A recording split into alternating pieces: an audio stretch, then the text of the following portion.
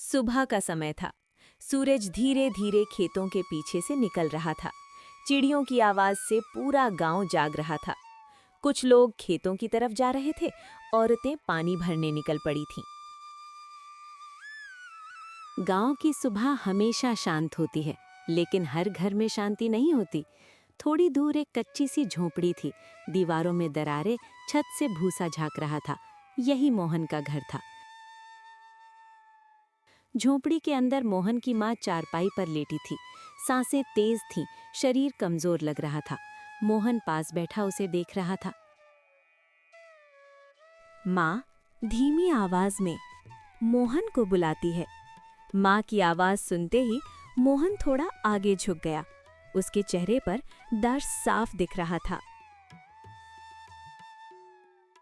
माँ, मैं यहीं हूँ। क्या हुआ? माँ ने बोलने की कोशिश की, पर आवाज टूट रही थी। पानी ला दे बेटा, और दवा भी। मोहन ने चारपाई के पास रखा खाली घड़ा देखा, फिर माँ की तरफ देखा। मैं अभी लाता हूँ माँ, आप चिंता मत करो। वो उठने लगा तो माँ ने उसका हाथ पकड़ लिया। उसकी आंखें भर आई थीं। बेटा, पढ़ाई मत छोड़ना। ये सुनकर मोहन कुछ पल चुप हो गया। उसने सिर झुका लिया, जैसे अपने आंसू छुपा रहा हो। नहीं माँ, मैं नहीं छोड़ूंगा। आप ठीक हो जाओ बस। माँ ने हल्की सी मुस्कान दी और फिर मोहन ने घड़ा उठाया और बाहर निकल आया। बाहर धूप फैल चुकी थी। गांव अपनी रोजमर्रा की जिंदगी में लगा था, लेकिन मोहन की दुनिया सिर्फ अपनी माँ तक सिमटी थी। पीछे से माँ की आवाज आई। ध्यान से जाना बेटा। मोहन रुका, पलटा और बोला। हाँ माँ, जल्दी आ जाऊंगा। और फिर वो गांव की पगडंडी से कुएं की तरफ चल पड़ा। हर कदम के साथ उसके चेहरे पर चिंता बढ़ती जा रही थी। लेकिन मोहन को नहीं पता था कि ये सुबह उसकी जिंदगी की सबसे भारी सुबह बनने वाली है। मोहन खाली घड़ा उठाए गांव की पगडंडी पर चल रहा था। धूप अब तेज होने लगी थी। रास्ते में लोग अपने अपने काम में लगे थे। कोई खेत जा रहा था, कोई मवेशी बांध रहा था। गांव छोटा था, लेकिन हर किसी की अपनी अपनी दुनिया थी। मोहन चलते चलते रुकता है। सामने से कुछ बच्चे स्कूल जाते दिखते हैं। एक बच्चा मोहन को देख लेता है। अरे मोहन, आज स्कूल नहीं आया? उसकी बात सुनते ही मोहन की नजर जमीन पर चली जाती है और फिर वो हल्की आवाज में जवाब देता है। नहीं, आज माँ की तबीयत ठीक नहीं है। बच्चे कुछ पल उसे देखते हैं और फिर घंटी की आवाज सुनकर स्कूल भाग जाते हैं। कुछ सवाल ऐसे होते हैं जिनका जवाब देने से ज्यादा उन्हें टाल देना ही आसान होता है। बच्चों के चले जाने के बाद मोहन आगे बढ़ जाता है और अब वो कुएं के पास पहुंच चुका था। कुएं पर कुछ औरतें पहले से ही पानी भर रही थीं और वे सब आपस में हंसी मजाक कर रही थीं। मोहन चुपचाप लाइन में खड़ा हो जाता है। मोहन के पानी का घड़ा सबसे हल्का है। जब मोहन पानी भरने का इंतजार कर रहा था, तभी एक औरत उसे ऊपर से नीचे तक देखती है।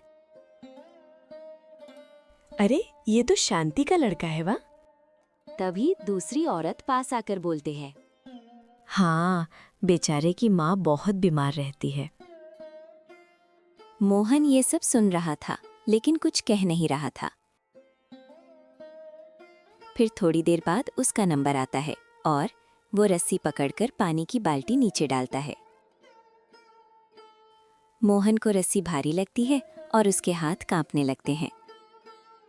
मोहन धीरे से खुद से ही कहता है, बस थोड़ा और, माँ इंतजार कर लेगी होगी।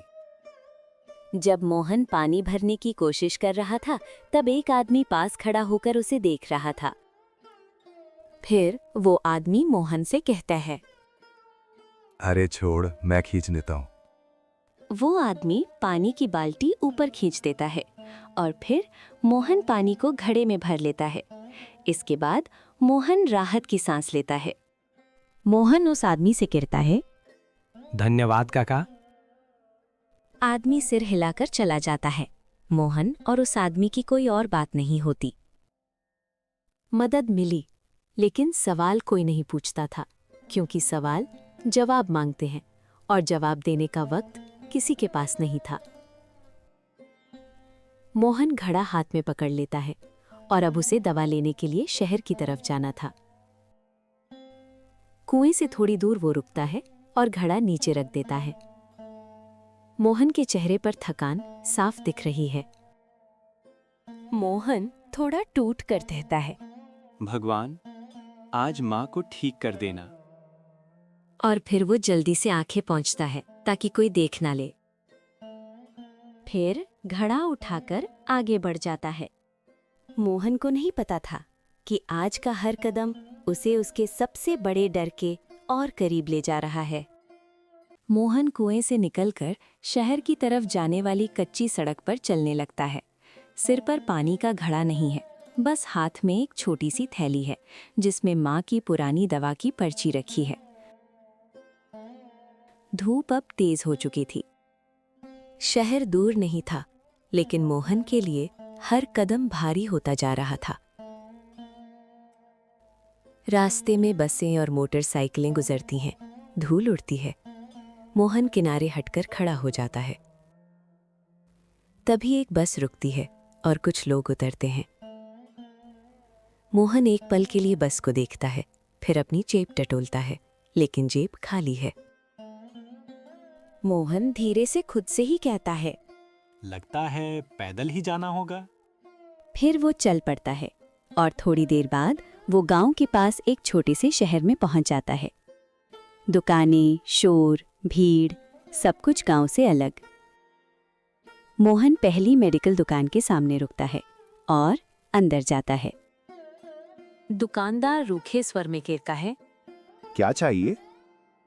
और तभी दुकानदार की आवाज सुनकर मोहन हाथ जोड़ लेता है। फिर मोहन दुकानदार से कहता है, भैया, मेरी माँ बहुत बीमार है, मुझे ये दवा चाहिए। और वो पर्ची आगे बढ़ाता है। दुकानदार पर्ची देखता है और फिर मोहन को ऊपर से नीचे तक देखता है। और फिर दुकानदार मोहन से कहता है, पैसे हैं? ये सुनते ही मोहन चुप हो जाता है, फिर धीरे से सिर हिलाता है। मोहन दुकानदार से पूछता है, अभी पूरे नहीं हैं, थोड़े कम में मिल जाएगी क्या? ये सुनते ही दुकानदार पर्ची वापस फेंक देता है और फिर मोहन से कहता है, यहाँ कोई मुफ्त खाना नहीं है, जाओ आगे बढ़ो। मोहन पर्ची उठाता है। उसकी उंगलियां कांप रही थीं।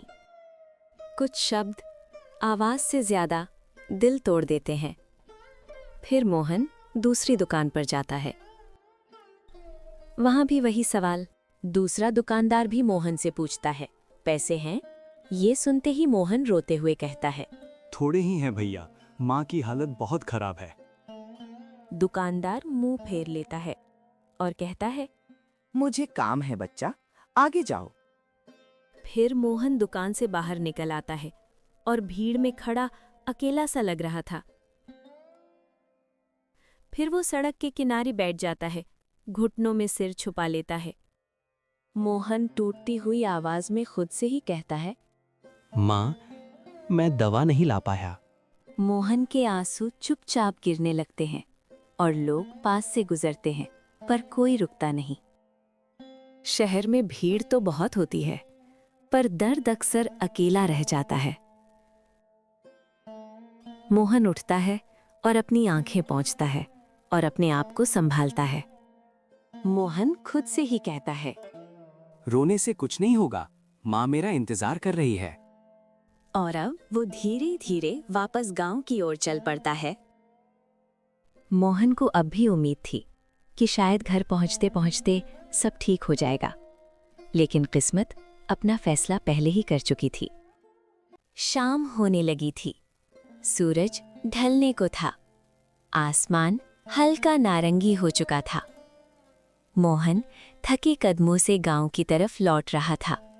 हाथ खाली थे, जेब में वही मुड़ी हुई पर्ची।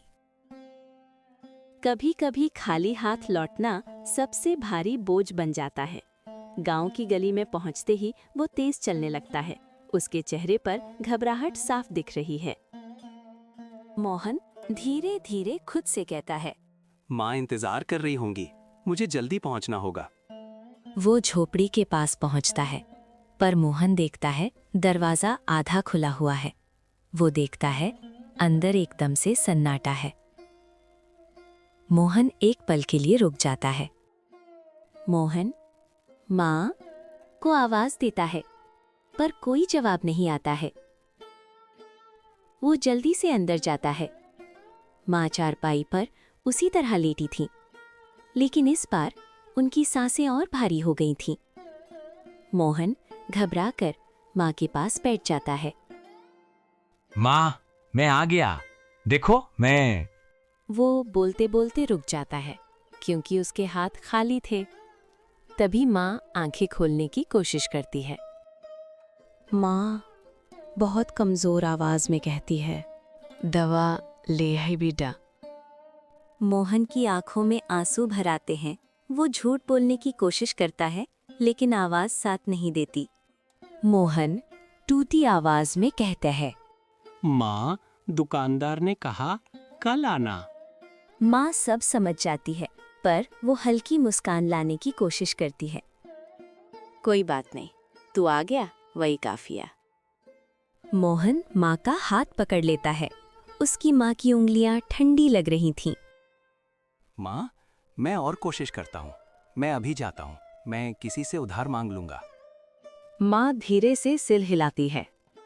नहीं बेटा, अब कहीं मत जा, बस यहीं बैठ। मोहन माँ के पास बैठ जाता है। बाहर अंधेरा गहराने लगता है। झोपड़ी में एक छोटा सा दिया जल रहा है। जब उम्मीद धीरे धीरे बुझती है, तो इंसान आवाज नहीं करता, बस चुप हो जाता है। मोहन की माँ की सांसें और धीमी होने लगती हैं। मोहन की माँ टूटती हुई आवाज में कहती है, मोहन, पढ़ना, रुका मत। माँ, ऐसी बातें मत करो, आप ठीक हो जाओगी। माँ की पकड़ ढीली पड़ने लगतीगा। माँ, माँ, आंखें खोलो। झोपड़ी में सिर्फ उसकी आवाज गूंजती है। दिया टिमटिमाने लगता है। कुछ पल ऐसे होते हैं जो जिंदगी को दो हिस्सों में बांट देते हैं, पहले और बाद में। माँ की सांस एक लंबी आह के साथ थम जाती है। मोहन समझ नहीं पाता। वो माँ को हिलाता है। माँ, उठो ना माँ, मैं पढ़ाई नहीं छोड़ूंगा, मैं सब करूंगा, बस उठो। बाहर हवा तेज चलने लगती है। दिया बुझ जाता है। झोपड़ी में अंधेरा छा जाता है। उस रात मोहन बच्चा नहीं रहा, वो अकेला हो गया। सुबह हो चुकी थी, लेकिन मोहन की झोपड़ी में रात अभी भी बाकी थी। माँ चारपाई पर शांत लेटी थी। चेहरे पर अजीब सी सुकून भरी खामोशी थी। मोहन अब भी उनके पास बैठा था। आंखें सूज चुकी थीं, लेकिन आंसू जैसे सूख गए थे। कभी कभी रोना भी बंद हो जाता है, जब दर्द हद से ज्यादा बढ़ जाता है। थोड़ी देर बाद पड़ोस की एक औरत अंदर आती है। वो सब समझ जाती है। हे भगवान, शांति चली गई। उसकी आवाज सुनकर बाहर लोग जमा होने लगते हैं। कुछ ही देर में झोपड़ी के बाहर भीड़ हो जाती है। एक बुजुर्ग आदमी मोहन के पास आता है। बेटा, हिम्मत रख, जो होना था हो गया।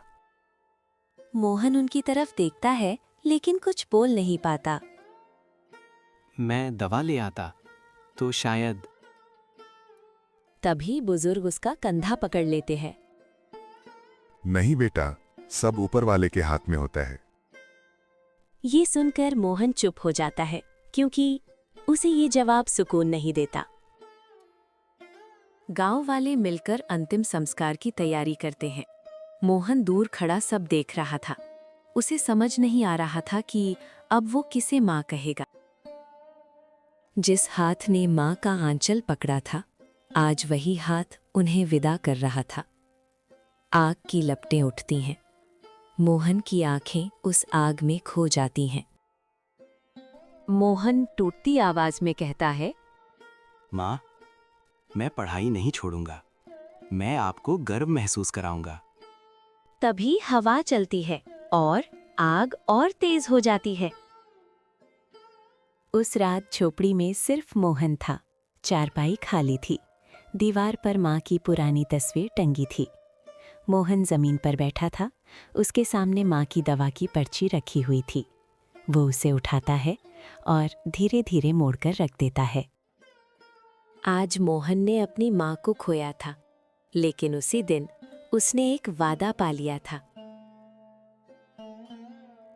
मोहन उठता है, दीवार पर लगी माँ की तस्वीर के सामने खड़ा हो जाता है। अब मैं नहीं रोऊंगा, मैं पढ़ूंगा। मैं कुछ बनकर दिखाऊंगा। आपने जो सपना देखा था, उसे पूरा करूंगा। उसकी आंखों में आंसू थे, लेकिन इस बार उनमें डर नहीं था, सिर्फ जिद थी। उस छोटे से गांव में एक नया सफर शुरू हो चुका था। दर्द से जन्मा हुआ, लेकिन उम्मीद से भरा हुआ। माँ को गए कुछ दिन हो चुके थे। झोपड़ी अब और भी खाली लगती थी। सुबह होती, लेकिन अब कोई आवाज नहीं आती। मोहन, उठ जा बेटा। जब सहारा छिन जाता है, तो इंसान या तो टूट जाता है या खुद सहारा बन जाता है। सुबह सुबह मोहन खेत की तरफ निकलता है। कंधे पर फावड़ा है। खेत मालिक पास खड़ा देख रहा था। काम ठीक से करना, मजदूरी तभी मिलेगी। मोहन सिर हिला देता है। जी काका, मेहनत पूरी करूंगा। वो धूप में झुककर काम करने लगता है। हाथों में छाले पड़ जाते हैं। पसीना आंखों में चला जाता है। काम करते करते दोपहर हो गई थी। अब वो थक चुका था, लेकिन फिर भी वो रुकता नहीं। जिस उम्र में बच्चे खेलते हैं, उस उम्र में मोहन जिम्मेदारियां ढो रहा था। काम खत्म होते ही मोहन सीधे स्कूल की तरफ जाता है। कपड़े धूल से भरे हैं, बाल बिखरे हुए। कुछ बच्चे उसे देखकर हंसते हैं। अरे देखो, मजदूर आ गया। दूसरा बच्चा हंस पड़ता है। मोहन सुनता है, लेकिन जवाब नहीं देता। वो धीरे धीरे क्लास के दरवाजे तक पहुंचता है। मास्टर जी उसे देखते हैं। मोहन, इतने दिन कहाँ का? मोहन चुप खड़ा रहता है, फिर धीरे से बोलता है, माँ नहीं रही, मास्टर जी। क्लास में अचानक सन्नाटा छा जाता है। मास्टर जी का चेहरा बदल जाता है। मास्टर जी नरम स्वर में कहते हैं, अंदर आ जाओ बेटा, और हाँ, पढ़ाई मत छोड़ना। मोहन पहली बेंच के कोने में बैठ जाता है। कॉपी पुरानी है, पन्ने फटे हुए। दुनिया बदल चुकी थी, लेकिन मोहन का सपना नहीं बदला था। रात को मोहन मिट्टी के दिए के नीचे बैठा था। दिन भर की थकान चेहरे पर साफ दिख रही थी, लेकिन हाथ में किताब थी। वो पढ़ते पढ़ते रुक जाता है और माँ की तस्वीर की तरफ देखता है। माँ, आज फिर सबने हंसा, पर मैं नहीं रुकूंगा। इतना कहकर वो फिर किताब खोलता है। कुछ देर बाद उसकी आंखें झपकने लगती हैं, लेकिन वो खुद को जगाता है। संघर्ष अभी शुरू हुआ था और मोहन ने ठान लिया था, अब चाहे कुछ भी हो जाए, वो हार नहीं मानेगा। परीक्षा का समय आ चुका था। पूरा स्कूल तैयारी में लगा था। बच्चे नोट्स दोहरा रहे थे, कुछ डर रहे थे, कुछ हंस रहे थे। मोहन एक कोने में बैठा चुपचाप पढ़ रहा था। उसकी किताब पुरानी थी, लेकिन आंखों में वही जिद थी। जिसके पास खोने को कुछ नहीं होता, उसके पास जीतने की पूरी वजह होती है। परीक्षा का दिन। क्लास में सन्नाटा था। सब अपनी अपनी कॉपी में लिख रहे थे, लेकिन मोहन तेजी से लिख रहा था। जैसे हर सवाल के साथ वो अपना भविष्य लिख रहा हो। तभी पास बैठा लड़का उसे देखता है। लड़का धीरे से मोहन से कहता है, तू तो खेत में काम करता है ना, इतना पढ़ कब लेता है? मोहन बिना ऊपर देखे जवाब देता है, रात में जब सब सो जाते हैं। लड़का जवाब सुनकर चुप हो जाता है। कुछ दिन बाद स्कूल के बाहर बोर्ड पर रिजल्ट लगाया जाता है। बच्चे भीड़ लगाकर अपना नाम ढूंढ रहे थे। मोहन भी धीरे धीरे आगे बढ़ता है। उसका दिल जोर से धड़क रहा था। वो बोर्ड पर उंगली फिराता है, फिर अचानक रुक जाता है क्योंकि वो देखता है उसका नाम सबसे ऊपर लिखा था। वो कुछ पल तक देखता रह जाता है, जैसे यकीन ही नहीं हो रहा हो। तभी पीछे से वही लड़का बोलता है, अरे तू तो पहले नंबर पर है। फिर बाकी बच्चे भी देखने लगते हैं। सच में? मजदूर वाला मोहन? मोहन पीछे मुड़कर देखता है। इस बार उसकी आंखों में डर नहीं था। मास्टर जी बाहर आते हैं और रिजल्ट देखते हैं। फिर वो मोहन को अपने पास बुलाते हैं। मुझे पता था तुम कुछ अलग हो। मोहन चुप खड़ा रहता है। फिर मोहन धीरे से कह पाए, मैंने बस माँ से वादा किया था। अब ये वादा पूरे गांव को दिखेगा। शाम को गांव में बात फैल जाती है। शांति का लड़का पहले नंबर पर आया है। सच में? इतनी मुसीबतों के बाद भी? लोगों की सोच धीरे धीरे बदलने लगती है। मोहन माँ की तस्वीर के सामने खड़ा था। हाथ में रिजल्ट की कॉपी थी। फिर मोहन माँ से कहता है, माँ, मैं पहला आया हूँ। आपने कहा था ना, रुकना मत। हवा हल्की सी चलती है, दिया टिमटिमाता है। उस दिन मोहन ने सिर्फ परीक्षा नहीं जीती थी, उसने अपनी किस्मत को जवाब दिया था। रिजल्ट आने के बाद अगले दिन मोहन स्कूल जाता है। बच्चे अब उसे अलग नजर से देख रहे हैं। जो पहले हंसते थे, अब धीरे से रास्ता दे देते हैं। इंसान नहीं बदलता, उसकी हालत बदलती है और फिर लोगों की नजर बदल जाती है। मास्टर जी उसे स्टाफ रूम में बुलाते हैं। मोहन दरवाजे पर खड़ा हो जाता है। अंदर आओ मोहन, मुझे तुमसे जरूरी बात करनी है। मोहन धीरे से अंदर आता है। हाथ में अब भी रिजल्ट की कॉपी थी। तुम पूरे ब्लॉक में पहले नंबर पर आए हो। सरकार की तरफ से छात्रवृत्ति मिल सकती है। मोहन समझ नहीं पाता और कहता है, छात्रवृत्ति मतलब? मास्टर जी मुस्कुराते हैं और कहते हैं, मतलब आगे की पढ़ाई के लिए पैसे मिलेंगे, लेकिन तुम्हें शहर के बड़े स्कूल में जाना होगा। मोहन कुछ पल चुप हो जाता है।